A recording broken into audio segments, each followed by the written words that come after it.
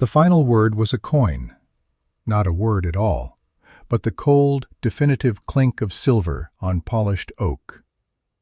Silas Croft, a man carved from the same hard granite as the mountains that shadowed them, pushed $2 across the desk. They were her severance. For a year of marriage to his son, for a lifetime of love given and lost, this was the final accounting. Thomas was gone, taken by the river in the spring melt, and with him, Elara's place in the world. This and the deed, Silas said, his voice as flat as the winter plains. He slid a piece of paper next to the coins. It was the deed to a parcel of land known locally as the Sinking Field, a place of cracked earth and twisted scrub cedar, considered so worthless it was a standing joke in the town of Promise Creek. It was his final insult, a piece of paper that declared her ownership of nothing. The home she had shared with Thomas, the warm kitchen and the sturdy barn, now belonged to him again, as if she had only ever been a temporary tenant. Elara looked at the 2 coins and the deed, her entire life condensed into a gesture of dismissal. She had nothing else. The clothes she wore, a sturdy woolen dress and worn leather boots, were her own. The small satchel at her feet held a change of underthings, a spare shirt, and Thomas's whetstone, a sentimental object she could not bear to leave behind. Everything else, the quilts her mother had made, the books Thomas had loved, the very pots and pans they had cooked their first meal in, were now part of the Croft estate. She was being erased. She did not speak. There were no words that could breach the wall of his cold certainty. She simply took the coins, folded the deed, and placed them in her satchel. As she turned to leave, his voice stopped her. "The boy's dog is out back. It's no use to me. You can take it." Fen, Thomas's lanky, intelligent hound, was the only part of their life together he was willing to part with. It was meant as another slight, another piece of useless property for the dispossessed widow. Elara walked out of the imposing ranch house without looking back. Fen met her by the gate, his tail giving a single, uncertain thump against her leg. He knew. He could smell the loss on her. Together, they walked the long road back to Promise Creek. The community watched her approach.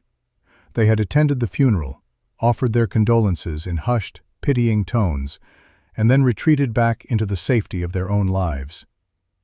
They saw her now, not as Elara, the school teacher's daughter who had married the Croft boy, but as the widow, a problem, a charity case in the making. At the mercantile, Mr.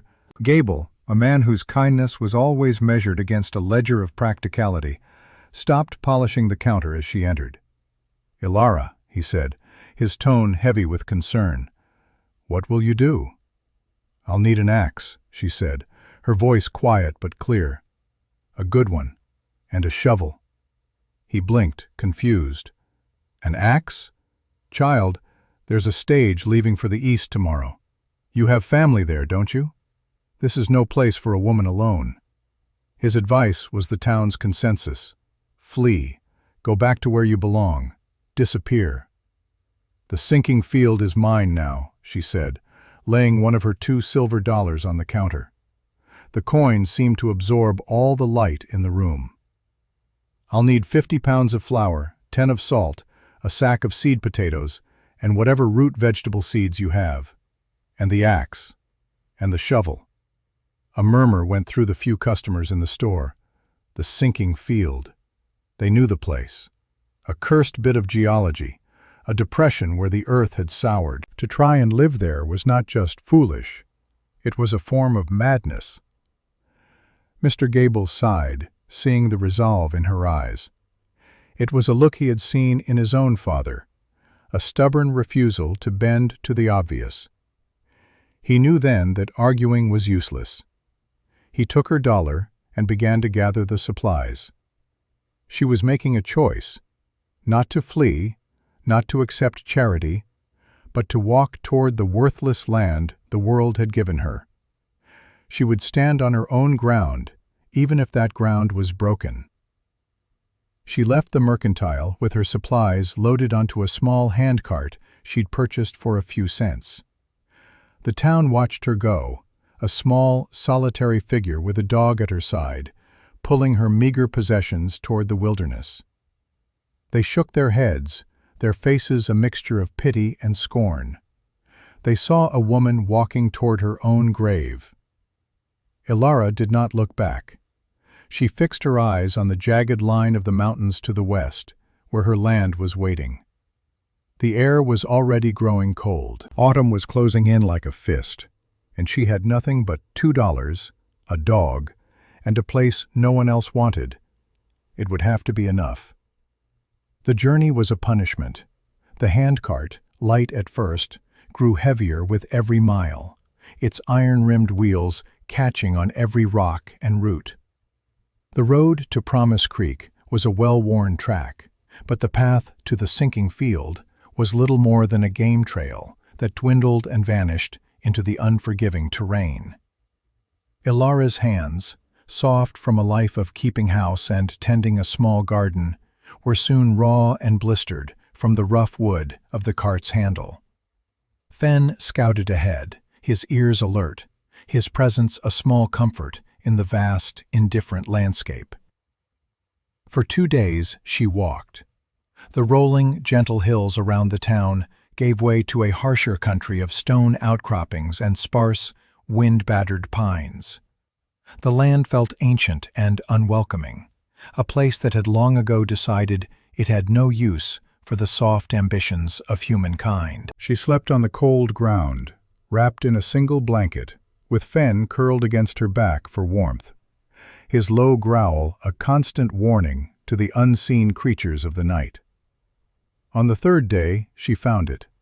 The sinking field was not a field at all. It was a great concave bowl in the earth, perhaps a mile across, as if a giant had pressed his thumb into the land. The ground was a jumble of fractured rock and pale, anemic soil, where only the hardiest weeds grew. At its center, the earth fell away into a series of deeper cracks and fissures, a scar of raw stone. It was worse than the stories. It was a place of profound desolation. She stood on the rim of the depression, the wind tearing at her hair, and felt the last of her hope drain away. The town was right. Silas Croft was right. This land was a grave. Despair, cold and sharp as a shard of ice, settled in her chest. Her knees felt weak, and she sank to the ground, the rough handle of the cart slipping from her blistered fingers. Fen whined softly and nudged her hand with his wet nose, sensing the shift in her spirit. For a long moment, she considered simply giving up, turning back, begging for a place at the church poorhouse, admitting defeat. But as the sun began to set, the temperature dropped with shocking speed. The wind grew teeth, biting at her exposed skin. The cold was a physical thing, a presence that promised a slow, merciless death. Survival instinct, raw and powerful, pushed back against the despair. She had to find shelter for the night, any shelter. She guided the cart down the treacherous slope into the bottom of the basin, her boots slipping on the loose scree. Down in the deepest part of the fissure, the wind lessened, blocked by the high rock walls. She found a narrow crack in the rock, barely wide enough for her and the dog to squeeze into. It was a pathetic refuge, but it was out of the wind. She huddled in the darkness, pulling the thin blanket around her shoulders, sharing her body heat with Fen. The cold seeped into her bones, a deep, aching chill that made her teeth chatter. She prepared for a miserable, sleepless night. But then, she noticed something strange. The rock at her back was not cold. It wasn't warm either, not like a sun-baked stone. It was simply not cold. A deep, neutral temperature that felt alien in the freezing air. She pressed her bare palm flat against it. A faint, almost imperceptible current of warmth radiated from deep within the stone. It was a gentle, constant energy, like the slow exhalation of the earth itself. Curiosity overcame her exhaustion. She crawled out of the crevice and moved deeper into the main fissure. The air here was still, utterly still, and warmer. Not by much, maybe only a few degrees, but the difference was profound. The biting wind that scoured the plains above was absent here. She ran her hands along the rock walls, feeling that same persistent, gentle warmth. This wasn't just stored solar heat. This was something else, something coming from deep underground. Geothermal warmth. The sinking field wasn't a curse. It wasn't a random collapse. It was a geological anomaly. The depression acted as a massive basin, collecting and holding this faint, telluric heat. The worthless place had a secret, a hidden advantage. Despair did not vanish, but it retreated, replaced by a grim, fierce spark of resolve. The town saw a hole in the ground. Elara now saw the foundations of a home. She had been given a tomb, but she would make it a womb. She would build her life here, in the warm heart of the stone. The next morning, the world was rimed with frost, but inside the deep fissure, the air was merely cool. The work began. Her first task was to widen the crevice she had sheltered in, turning it from a refuge into a room. The rock was fractured, but it was still rock. She used the pry bar from Thomas's tool roll and the head of her new axe as a hammer. It was brutal, punishing labor. Chips of stone flew, stinging her face. Her hands, already blistered, broke open and bled. She wrapped them in strips of cloth, torn from her spare shirt, and kept working. Every swing of the makeshift hammer sent a jarring shock up her arms and into her shoulders. Her muscles screamed in protest. By noon, she was trembling with exhaustion, but the crevice was a foot wider. It was a small victory, but it was a victory. She ate a piece of dry bread and drank from her canteen, her body aching in ways she had never imagined possible. This was the rhythm of her new life: pain, effort, and infinitesimal progress. She worked from sunup to sundown, driven by the knowledge that winter was coming fast. She excavated tons of rock and soil, hauling it out of the expanding cave in a wicker basket. She used the larger stones to build a retaining wall at the mouth of her dugout, creating a small, sheltered terrace. She discovered a deposit of dense clay near a slow-moving seep at the bottom of the fissure. She mixed this clay with water and dry grass, creating a crude but effective mortar to bind the stones of her wall together. Slowly, impossibly, a structure took shape. It was less a house and more an extension of the cave, a burrow sealed against the world. She felled several of the stunted cedars that grew on the rim of the basin, a task that took days of hacking with the axe. She stripped the branches and, with immense effort, dragged the logs down into the pit. These formed the roof beams laid across her stone walls and the natural rock ceiling. She layered them with smaller branches, then thick mats of sod she painstakingly cut from the healthier patches of earth on the slopes. The roof was alive, a patch of prairie grass and wildflowers that would make her home nearly invisible from above. While building the shelter, she was also creating the other systems she would need to survive. The geothermal warmth was her greatest asset, but it wasn't enough to cook or provide focused heat. She designed a small fireplace against the back wall of the cave, where the rock was warmest. The true challenge was the chimney. A column of smoke would be a beacon, advertising her presence. Exploring the fissure system, she found a narrow, vertical crack that snaked its way up through the rock. It was a natural flue. By carefully widening the base and lining it with clay, she channeled the smoke from her hearth into this fissure. The smoke exited high up on the hillside, a faint, diffuse wisp that was indistinguishable from the mists that often clung to the rocks.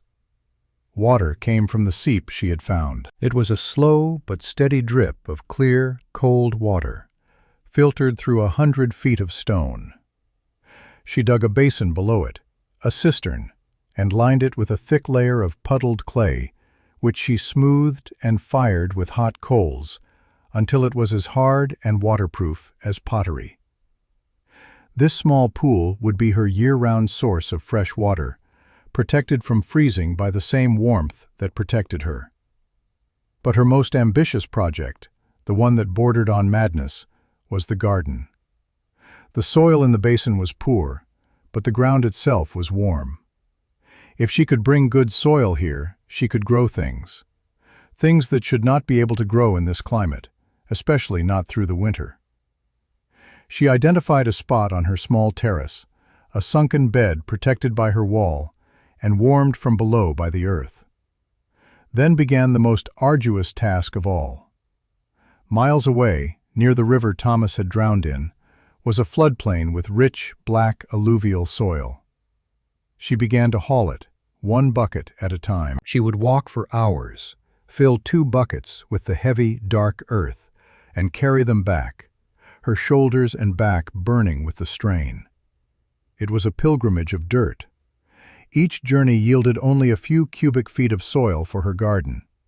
It was an insane amount of labor for such a small return. But with each trip, her sunken bed grew deeper and richer. She was building an island of fertility in a sea of stone, a secret garden warmed by the planet's own heart. After weeks of this relentless toil, she knew she needed more. She needed life, protein, and the beginnings of her orchard. With her second, final silver dollar clutched in her pocket, she made the long journey back to Promise Creek. The town had not forgotten her. When she walked into Mr. Gable's mercantile, a hush fell over the store. She was thinner, harder. Her face was tanned by the wind, and her hands were calloused and scarred. She looked like a creature of the wilderness, not the widow they had pitied. "I need 2 laying hens," she said, her voice raspy from disuse, "and 3 apple saplings, hardy ones." Mr. Gable stared at her, his mouth slightly agape. "Apple saplings? Ilara, the ground will freeze solid in a month. Nothing you plant now will survive. It's a waste of good money." His words were meant to be kind, a practical warning from a man who understood the harsh realities of the land. But behind him, Brant, a local trapper known for his loud opinions and cruel humor, let out a short, barking laugh. "Let her be, Gable. The Folly Girl wants to plant an orchard in Croft's Folly. It's fitting." The name stuck. The Folly Girl. A woman wasting her life on a fool's errand. Ilara's jaw tightened, but her expression did not change. She placed the silver dollar on the counter. It was her last one. "The hens and the trees, Mr. Gable." He sighed and took the coin. He gave her 2 bewildered-looking hens in a small wooden crate, and 3 dormant apple saplings, their roots wrapped in burlap. The journey back was even harder. She had to carry the awkward crate and the delicate trees, herding them along the rough trail. Fen trotted beside her, occasionally nudging the crate with his nose, his presence a silent, steady encouragement. He was her only ally, her steadfast companion in this solitary war against the wilderness. He guarded their small camp at night, his ears twitching at every sound, and provided a warm, living presence against the crushing loneliness of her task. He was the anchor of her sanity, the last living link to the love that had been stolen from her. Back in her shelter, she built a small, warm coop for the chickens against the geothermally heated wall of her dugout. They clucked contentedly, seemingly unaware of their strange, subterranean home. Then, with the utmost care, she planted the 3 apple saplings in the center of her painstakingly transported soil. They were little more than twigs, fragile and vulnerable. She watered them from her cistern and piled mulch around their bases. To the world above, they were 3 dead sticks planted in a rocky hole.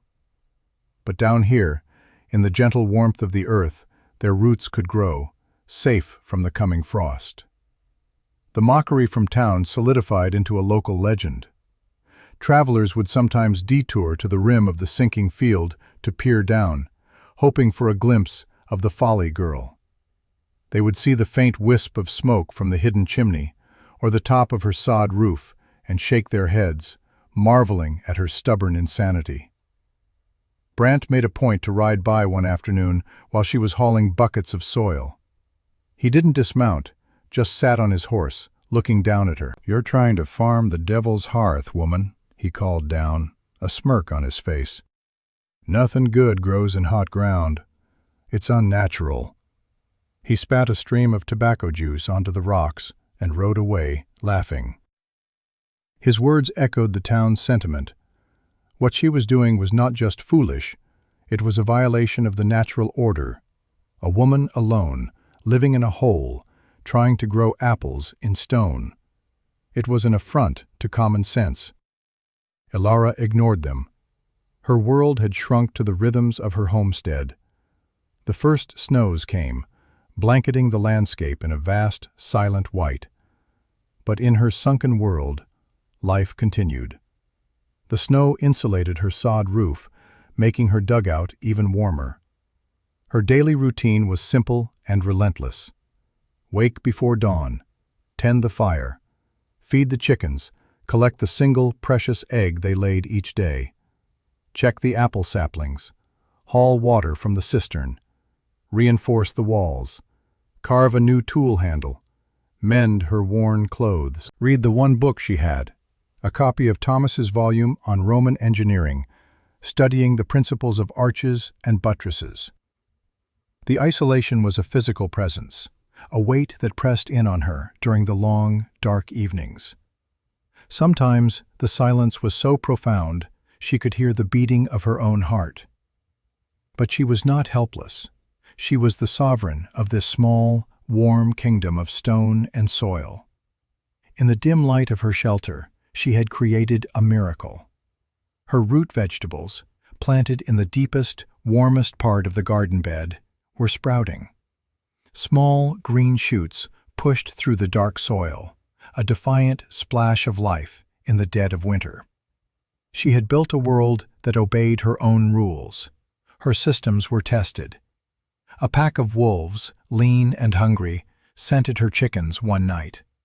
Fenn's ferocious barking woke her, and she stood at the entrance of her dugout with a burning brand, its light and her shouts enough to drive them back into the darkness. She spent the next week building her stone wall higher. Another time, a midwinter melt sent a cascade of water down into the basin. It threatened to flood her garden and wash away her precious soil. She worked for 36 hours without sleep, in the freezing rain, digging a complex series of drainage channels to divert the flow, her hands numb and her body shaking with cold. But her channels held. The garden was saved. Each test she survived made her stronger, and her belief in what she was building grew more certain. The next year passed in a similar rhythm of hard labor and quiet solitude. Her world expanded. She built a small stone smokehouse. She learned to set snares, adding rabbit and grouse to her diet. The chickens thrived. The apple trees, which had survived their first winter, grew with surprising vigor, their leaves a vibrant green. They would not bear fruit this year, but they were alive and strong. Above, in the valley, Promise Creek enjoyed a bountiful summer. The sun was warm, the rains were gentle. It was a year of plenty. The town's orchards were heavy with fruit, the fields thick with corn and wheat. The mockery aimed at Elara softened into a kind of forgotten pity. She was just the strange woman who lived in a hole, a harmless eccentric. They were too busy with their own prosperity to spare her much thought. Then, in late autumn, just as the harvest was in full swing, the world changed. A weather system, unlike any the oldest settlers could remember, swept down from the Arctic. It was not a blizzard, not a storm of snow, but a wave of pure, lethal cold.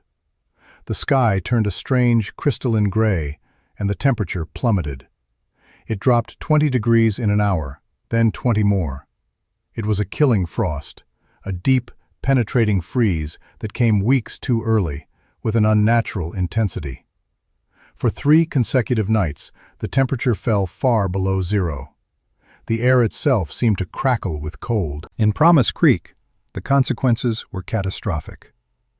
The apples in the orchards froze solid on the branches, turning to black, mushy balls of ice. Potatoes and carrots left in the fields were frozen in the ground, ruined. The corn shocks were encased in thick shrouds of ice. The entire valley's harvest, the food that was meant to see them through the winter, was destroyed in 72 hours. Panic began to ripple through the community. Mr. Gable's storerooms were not yet full, and what produce he had was exposed to the biting cold, freezing in the barrels. Silas Croft, the wealthiest man in the valley, saw his vast, meticulously cultivated orchards wiped out. His wealth, built on apples, was gone overnight. The town's confidence, its belief in its own security and prosperity, shattered like thin ice. They were facing a winter of starvation. But in the sinking field, a different reality was unfolding. The depression acted as a massive cold sink, pulling the heaviest, coldest air down into its base. But the geothermal warmth from below fought back. It created a fragile, stable microclimate. The air temperature on Ilara's terrace dropped to freezing, but the ground itself, the soil she had carried on her back, never did. It remained just a few degrees above that critical point. Inside her dugout, it was warm and comfortable. The fire in her hearth burned steadily. The chickens clucked, unconcerned. The water in her cistern remained liquid. Ilara watched the frost creep down the stone walls of the basin, a beautiful and terrifying tide of white. But it stopped just short of her garden. Her potato and carrot tops were blackened by the cold, but the roots below, in the warm soil, were safe. And the apple trees, her 3 small, precious trees, had produced their first meager crop. A few dozen apples hung from their branches, their skins glistening with a light frost, but their flesh crisp, sweet, and entirely untouched by the killing cold. Her insane folly, her defiance of nature, had worked. She was an island of warmth and life in a world that had frozen to death. The first sign of the outside world's collapse came in the form of a man. He stumbled down the slope into her basin, a ghost in the pale, frozen twilight. He was covered in ice, his beard a solid mass of white, his movements clumsy and desperate. It was Brant, the trapper. He had been caught out on his lines when the frost hit and had been trying to get back to town. He saw the impossible, a patch of ground not white with frost, a place where the earth itself seemed to be alive. He had followed it, thinking he was delirious. He collapsed on her terrace, just a few feet from her door. Fenn's warning bark brought Ilara out. She saw the man who had laughed at her, who had given her the name Folly Girl, now lying broken at her feet. He was barely conscious, his words a frozen mumble. My wife, son, sick, no food, the whole valley, gone. A cold, bitter satisfaction could have filled her then. The world that had scorned her was now begging at her door. She could have closed it, left him to the fate he had so smugly predicted for her. The memory of his laughter, of the town's whispers, was sharp and clear. But looking down at the half-frozen man, she saw not an enemy, but a desperate human being. She saw the face of a father terrified for his child. Her own loss, her own suffering, had carved away her capacity for vengeance. It had left something harder and more compassionate. The choice was not a choice at all. It was an imperative. She and Fen dragged the heavy man inside, into the shocking warmth of her home. She stripped off his frozen clothes and wrapped him in her own blankets, placing him near the fire. She brewed a hot broth from rabbit stock and herbs from her garden, and forced it between his chattering teeth. Slowly, warmth and life returned to him. His eyes, when they finally focused, were filled with a dawning, shattering disbelief. He looked around the warm, dry room, at the neatly stacked firewood, the shelves of preserved goods, the sound of the chickens in their coop. He was inside the punchline of a joke, and it was the only sane place left in the world. She did not wait for him to fully recover. She went out to her garden and began to dig. She filled 2 large sacks with potatoes and carrots, their skins cool, but their substance firm and whole. She went to her apple trees and carefully picked every perfect, unfrozen apple, placing them gently into baskets. She loaded everything onto the small handcart she had used to bring her life here. When Brant was steady enough to stand, she led him outside and showed him the cart. "Take this back to your family," she said, her voice even. "There is more. Tell them, anyone who needs it." Brant stared at the food, then at her, his face a mask of shame and awe. He tried to speak, but no words came. He simply nodded, his eyes wet with tears that froze on his cheeks. He took the handle of the cart and began the slow, painful journey back to Promise Creek, a messenger from a world no one had believed could exist. 2 days later they came, a small delegation, their faces grim and etched with cold. Mr. Gable was at their head, his shoulders slumped, his usual air of bustling confidence gone. They walked down into the basin as if entering a sacred place. They stopped and stared at her garden, at the dark, unfrozen earth and the bare-branched but living apple trees. Their mouths hung open. They saw the proof of her survival and of their own calamitous failure. Elara met them on her terrace. She did not speak, simply stood and waited. Mr. Gable looked from the garden to her face. The wind whipped at his thin coat. He seemed to have aged a decade in the last week. "We called it Croft's Folly," he said, his voice quiet, cracking with emotion. "My God, Elara, we were the fools. We were the fools."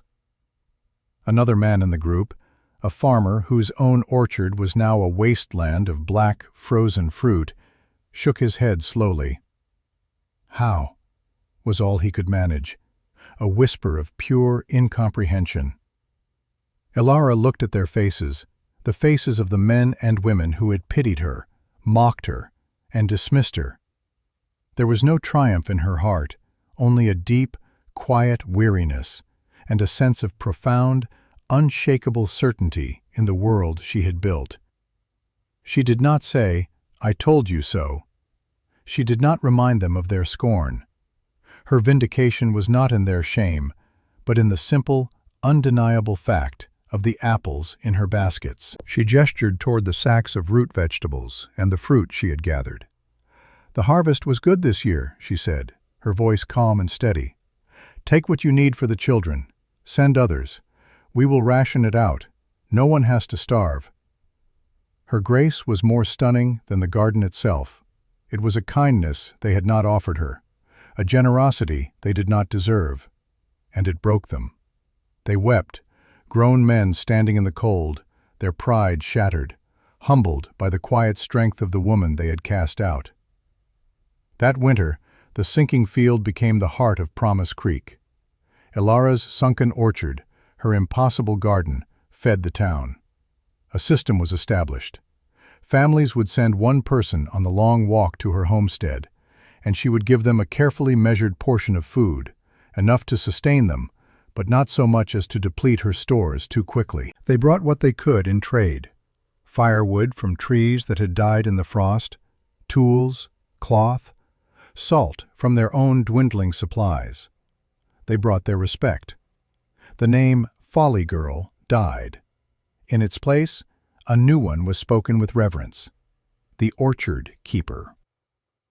Silas Croft, his fortune and his arrogance destroyed by the frost, barricaded himself in his grand house, a ruined king in a ruined castle.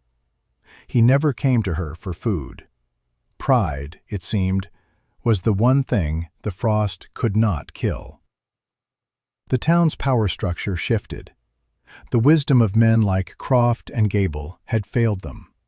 The future belonged to the quiet, radical knowledge of a woman in a cave. When spring finally came, it was to a changed valley. The people of Promise Creek did not just replant their fields, they reshaped them. They came to Elara, not for handouts, but for knowledge. She taught them how to read the land, to look for the subtle signs of geothermal warmth, to build stone-lined sunken beds that could protect tender roots from the snap of a late frost. Small, humble versions of her own garden began to appear throughout the valley, a testament to her ingenuity. The sinking field was no longer a place of scorn, but a landmark, a symbol of resilience. Years passed. Elara's 3 small saplings grew into strong, mature trees that filled her sunken grove with blossoms in the spring and heavy, perfect fruit in the fall. Her home expanded, a warren of warm, well-lit rooms dug into the earth, filled with books and tools and the quiet hum of a self-sufficient life. She never remarried, never left her homestead. She had found her place, not in the society of men, but in a partnership with the earth itself. Her story became a legend, told around hearths on cold winter nights. A story of a woman who was given nothing and built everything. It was a tale about the hidden warmth in the coldest places, about the strength that can be found in what the world discards. It was a lesson, paid for in blisters and solitude, that the greatest strength is not in defying nature, but in understanding it. And the greatest victory is not in proving others wrong, but in the quiet, generous act of saving them. Elara, the orchard keeper, would stand on her terrace as the sun set, looking out over the green, thriving world she had coaxed from solid rock, a testament to the enduring power of a single, stubborn, and unbreakable will.